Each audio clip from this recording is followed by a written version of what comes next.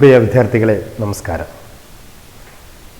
+2 commerce വിഭാഗം computer application ക്ലാസ്സിലേക്ക് എല്ലാവർക്കും സ്വാഗതം. ഇന്നത്തെ വീഡിയോയിൽ നമ്മൾ ഡിസ്കസ് ചെയ്യുന്നത് മെത്തേഡ്സ് ഓഫ് കോളിംഗ് ഫങ്ഷൻസ്. നമ്മൾ യൂസർ ഡിഫൈൻഡ് ഫങ്ഷൻസ് പറഞ്ഞ സമയത്ത് ഒരു ഫങ്ഷൻ എഴുതിയിട്ട് ആ ഫങ്ഷൻ വർക്ക് ചെയ്യണമെങ്കിൽ ആ ഫങ്ഷനെ കോൾ ചെയ്തെങ്കിൽ മാത്രമേ ആ ഫങ്ഷൻ വർക്ക് ചെയ്യുള്ളൂ എന്ന് പറഞ്ഞിരുന്നു. ഈ കോളിംഗ് അല്ലെങ്കിൽ ഇൻവോക്കിംഗ് മെത്തേഡ്സ് രണ്ട് രൂപത്തിലാണ് നമുക്ക് കോൾ ചെയ്യാൻ പറ്റുക. അപ്പോൾ ഒരു ഫങ്ഷനെ കോൾ ചെയ്യാൻ രണ്ട് മാർഗങ്ങളുണ്ട്. അതാണ് മെത്തേഡ്സ് ഓഫ് കോളിംഗ് ഫങ്ഷൻ. ഏതൊക്കെയാണ് ആ മാർഗങ്ങൾ? ഒന്നാമത്തെ മാർഗം എന്ന് പറയുന്നത് call by value method. Call by value method. ഈ മെത്തേഡിൽ നമുക്ക് കോൾ ചെയ്യാം. കോൾ ബൈ വാല്യൂ മെത്തേഡ് അല്ലെങ്കിൽ പാസ് ബൈ വാല്യൂ എന്നൊക്കെ പറയാം, അല്ലേ? ആക്ച്വൽ ആർഗ്യുമെന്റിന്റെ വാല്യൂ ഫോർമൽ ആർഗ്യുമെന്റിലേക്ക് പാസ് ചെയ്യാണ്. അതുകൊണ്ട് പാസ് ബൈ വാല്യൂ എന്നും പറയാം. രണ്ടാമത്തെ method call by reference. Call by reference. ഇങ്ങനെ രണ്ട് മെത്തേഡ് ഉപയോഗിച്ചിട്ടാണ് ഒരു ഫങ്ഷനെ നമ്മൾ കോൾ ചെയ്യാം. അപ്പോൾ ഈ കോൾ ബൈ വാല്യൂ മെത്തേഡ് അതുപോലെ കോൾ ബൈ റെഫറൻസ് മെത്തേഡ്, ഈ രണ്ട് മെത്തേഡിലും എന്തൊക്കെ പ്രത്യേകതകളാണുള്ളത്, ഇവ തമ്മിൽ എന്തൊക്കെ വ്യത്യാസങ്ങളാണുള്ളത് എന്നുള്ളത് നമുക്ക് ഡീറ്റെയിൽ ആയിട്ട് ഒരു എക്സാമ്പിളിലൂടെ നോക്കാം. അപ്പോൾ കോൾ ബൈ വാല്യൂ മെത്തേഡ് നമുക്ക് ആദ്യമായിട്ട് ഡിസ്കസ് ചെയ്യാം. ഓക്കെ, എന്താണ് കോൾ ബൈ വാല്യൂ മെത്തേഡ്?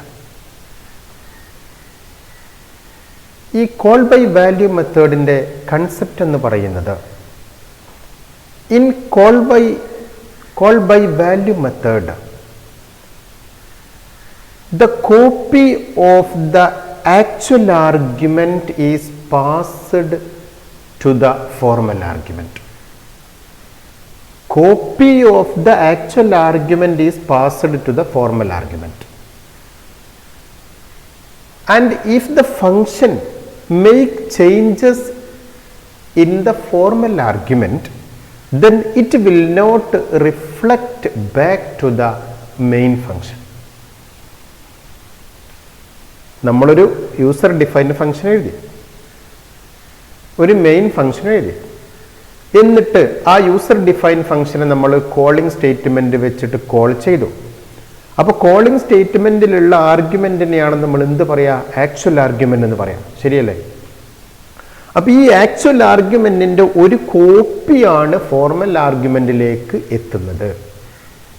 എന്നിട്ടോ ഈ കോൾഡ് ഫംഗ്ഷൻ, ഈ user defined function is working on this copy.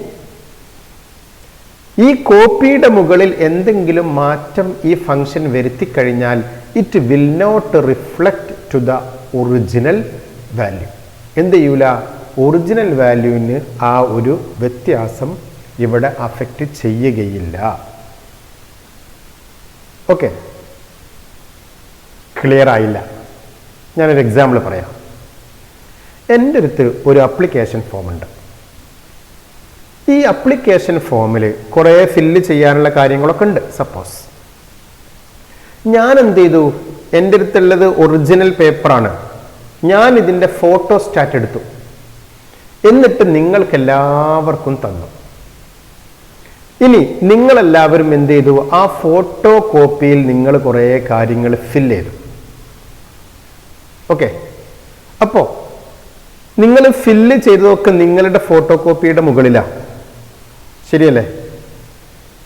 അപ്പം നിങ്ങളുടെ കോപ്പിയിലൊക്കെ എന്തായി? കുറേ മാറ്റങ്ങൾ നിങ്ങൾ വരുത്തി കുറേ ഫില്ല് ചെയ്തു.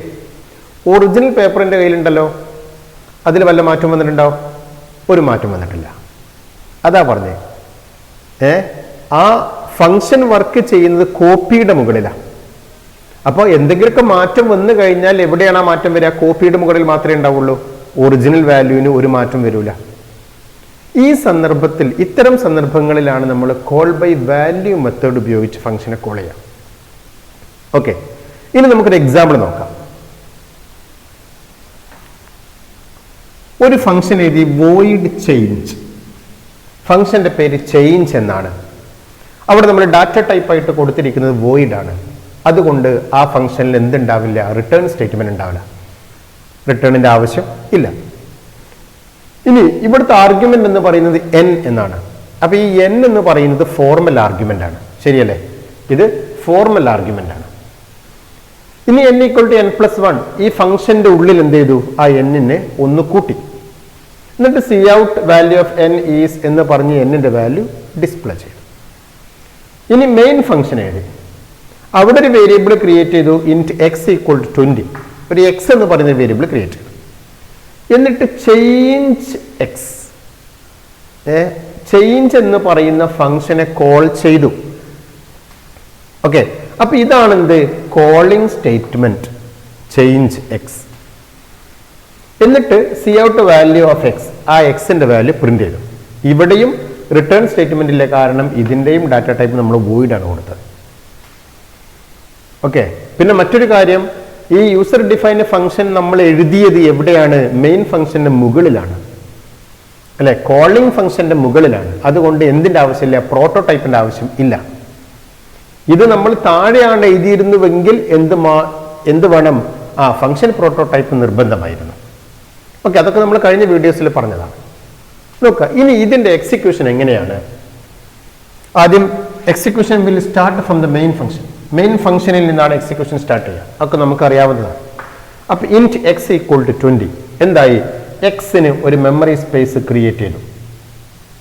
എന്നിട്ടോ =20 അതിൽ 20 എന്നുള്ളത് സ്റ്റോർ ചെയ്തു. ഓക്കെ, 20 എന്നുള്ള വാല്യൂ അതിൽ സ്റ്റോർ ചെയ്തു. ഇനി ചേഞ്ച് എക്സ്. അപ്പൊ ഇവിടെ ഈ ചേഞ്ച് എന്ന് പറയുന്ന ഈ കോളിംഗ് സ്റ്റേറ്റ്മെന്റിന് പ്രത്യേകത, ഇവിടെ റിസീവിംഗ് വേരിയബിൾ ഇല്ല. അങ്ങനെ ഉണ്ടെങ്കിൽ മാത്രം കൊടുത്താൽ മതി, നിർബന്ധമൊന്നുമില്ല. ചേഞ്ച് ഓഫ് എക്സ് എന്ന് ഈ സ്റ്റേറ്റ്മെന്റ് കാണുന്നതോട് കൂടി എന്തായി? Controller transfer to the called function. Program controller എവിടേക്ക് പോയി? ഏത് ഫംഗ്ഷനെയാണ് വിളിച്ചത്? ചേഞ്ച് എന്ന് പറയുന്ന ഫംഗ്ഷനാണ് വിളിച്ചത്, ആ ഫംഗ്ഷനിലേക്ക് പോയി. ഇനി അവിടെ എത്തിയപ്പോ എന്തുണ്ട്? ഇവിടെ ഒരു വേരിയബിൾ ക്രിയേറ്റ് ചെയ്തിട്ടുണ്ട്, ഇന്റ് n. അപ്പൊ n-ന് മെമ്മറി സ്പേസ് ക്രിയേറ്റ് ചെയ്തു. എന്നിട്ടോ ഈ എക്സിന്റെ വാല്യൂ എവിടേക്ക് കൊടുത്തു? n-ന് കൊടുത്തു. ഈ എക്സിന്റെ 20 എന്ന് പറയുന്നതിന്റെ ഒരു കോപ്പിയാണ് എവിടെ വരുന്നത്? ഈ n-ന് കിട്ടുന്നത്.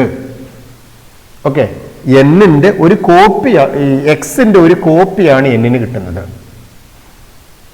ഓക്കെ, ഇനി n = n+1 ഈ ഫംഗ്ഷൻ എന്ത് ചെയ്തു? n-ന്റെ വാല്യൂ മാറ്റി. n = n+1 എന്നാക്കി. അപ്പൊ 20 എന്നുള്ളത് 21 എന്നായി. എന്നിട്ട് cout value of n is, അപ്പോ വാല്യൂ ഓഫ് n ഈസ് എന്നുള്ളത് ഡബിൾ കൊട്ടേഷനിൽ കൊടുത്തപ്പോൾ അതേപോലെ പ്രിന്റ് ചെയ്തു. എന്നിട്ട് 21 എന്ന് നമുക്ക് കിട്ടി. ഇവിടുത്തെ വാല്യൂ, n-ന്റെ വാല്യൂ 21 ആണ്. ഇനി ഈ ഫംഗ്ഷൻ കഴിഞ്ഞു കഴിഞ്ഞാൽ പിന്നെ എവിടുന്നാണോ കൺട്രോൾ ഇവിടെ ഇങ്ങോട്ട് ട്രാൻസ്ഫർ ചെയ്ത് അവിടേക്ക് തന്നെ തിരിച്ചു റിട്ടേൺ ചെയ്യും. ആ റിട്ടേൺ സ്റ്റേറ്റ്മെന്റ് ഉണ്ടെങ്കിലും ഇല്ലെങ്കിലും ഒക്കെ റിട്ടേൺ ചെയ്യും. ഓക്കെ, അപ്പൊ നേരിട്ട് ഇങ്ങോട്ട് തന്നെ എത്തി. ഇനി അടുത്തതായി C out value of X is, value of X is എന്ന് പ്രിന്റ് ചെയ്തു. എക്സിന്റെ വാല്യൂ എത്രയാണ്? മാറിയണോ? 20 ആണ്. അത് ഡിസ്പ്ലേ ചെയ്തു. അപ്പൊ എന്തായി? ആക്ച്വൽ ആർഗ്യുമെന്റിന്റെ ഒരു കോപ്പിയാണ് ഫോർമൽ ആർഗ്യുമെന്റിലേക്ക് പാസ് ചെയ്തത്. എന്നിട്ടോ ഈ ഫോർമൽ ആർഗ്യുമെന്റിന് എന്തെങ്കിലും ഈ ഫംഗ്ഷൻ മാറ്റം വരുത്തിയാൽ, ഇവിടെ മാറ്റം വരുത്തി 21 എന്നാക്കി, it will not reflect to the original value. Original വാല്യൂവിന് വ്യത്യാസം വരുന്നില്ല. ഇതാണ് call by value method. Call by value method മനസ്സിലായോ? ഇനി ഈ കോൾ ബൈ വാല്യൂ മെത്തേഡിന്റെ പ്രത്യേകതകൾ എന്തൊക്കെയാണ് നോക്കാം. ഒന്നാമത്തെ പ്രത്യേകത എന്ന് പറയുന്നത് ഇവിടെ ഇതാണ് കോളിംഗ് ഫംഗ്ഷൻ, ഇതാണ് കോൾഡ് ഫംഗ്ഷൻ. ഈ കോളിംഗ് ഫംഗ്ഷനിൽ എന്തുണ്ട്? കോളിംഗ് സ്റ്റേറ്റ്മെന്റ് ഉണ്ട്. ആ കോളിംഗ് സ്റ്റേറ്റ്മെന്റിൽ ആക്ച്വൽ ആർഗ്യുമെന്റ് ഉണ്ട്. ഏതാ ആക്ച്വൽ ആർഗ്യുമെന്റ്? എക്സ് അല്ലേ? അപ്പൊ ഇവിടെ നമുക്ക് ചേഞ്ച് ഓഫ് എക്സ് എന്ന് പറഞ്ഞൊരു വേരിയബിൾ കൊടുക്കാം. അതല്ലെങ്കിലോ നമുക്ക് ഡയറക്റ്റ് ആയിട്ടൊരു വാല്യൂം കൊടുത്തൂടെ, ചേഞ്ച് ഓഫ് 20 നേരിട്ടും കൊടുക്കാം. അപ്പൊ ഈ ആക്ച്വൽ ആർഗ്യുമെന്റ് എന്ന് പറയുന്നത് എന്തൊക്കെയാവാം? Actual argument may be a variable, ഒരു വേരിയബിൾ ആവാം, അല്ലെങ്കിൽ ഒരു കോൺസ്റ്റന്റ് ആവാം, അല്ലെങ്കിൽ ഒരു എക്സ്പ്രഷൻ ആവാം. അതാണ് ഒന്നാമത്തെ പ്രത്യേകത. Actual argument may be a variable or a constant or an expression. ഇനി രണ്ടാമത്തെ പ്രത്യേകത എന്താണ്? ഫോർമൽ ആർഗ്യുമെന്റ് എന്ന് പറയുന്നത് ഈസ് an ordinary variable. എന്താണ് ഫോർമൽ ആർഗ്യുമെന്റ്? ഒരു ഓർഡിനറി, സാധാരണ ഒരു വേരിയബിൾ ആണ് അല്ലെ? ഇൻറ്റു n സാധാരണ വേരിയബിൾ ആണ്. അപ്പൊ രണ്ട് പ്രത്യേകത പറഞ്ഞു. ഒന്ന്, actual argument may be a variable or a constant or an expression. എക്സ്പ്രഷന്റെ ടൈപ്പ് നമ്മൾ പറഞ്ഞിട്ടില്ല. ഓക്കെ, അപ്പൊ എക്സ്പ്രഷന്റെ വാല്യൂ ആണ് പാസ് ചെയ്യുക. ഇനി ഫോർമൽ ആർഗ്യുമെന്റ് എന്തായിരിക്കും? ഒരു ഓർഡിനറി വേരിയബിൾ ആയിരിക്കും. പിന്നെ മൂന്നാമത്തെ പ്രത്യേകത, changes will not reflect to the original value. അപ്പോൾ changes do not reflect.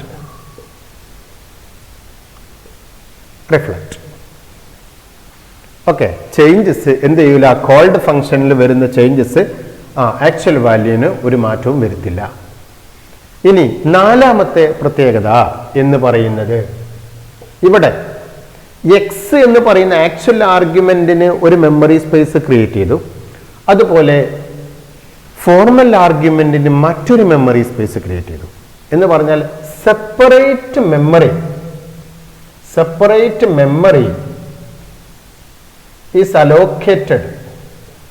allocated for both actual and formal arguments. Separate memory is allocated for both actual and formal arguments. Actual argumentinum formal argumentinum separate memory ആണ് ഇവിടെ allocate ചെയ്യുന്നത്. Okay, അപ്പൊ explain call by value method എന്ന് പറഞ്ഞാൽ നമുക്ക് ഈ കാര്യങ്ങൾ നമുക്ക് ചുരുക്കി എഴുതിയാൽ മതി.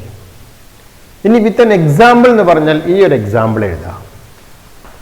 ഓക്കെ, അപ്പോൾ കോൾ ബൈ വാല്യൂ മെത്തേഡിന്റെ പ്രത്യേകതകൾ നമ്മളെല്ലാം ഒരു കുടക്കീഴിൽ പറഞ്ഞു. മനസ്സിലായി എന്ന് വിചാരിക്കുന്നു. അപ്പോൾ ഒരു ഫംഗ്ഷനെ കോൾ ചെയ്യാനുള്ള ആദ്യത്തെ മെത്തേഡ് കോൾ ബൈ വാല്യൂ മെത്തേഡാണ്. ഇത് എപ്പോഴാണ് നമ്മൾ ഈ മെത്തേഡ് ഉപയോഗിക്കുക?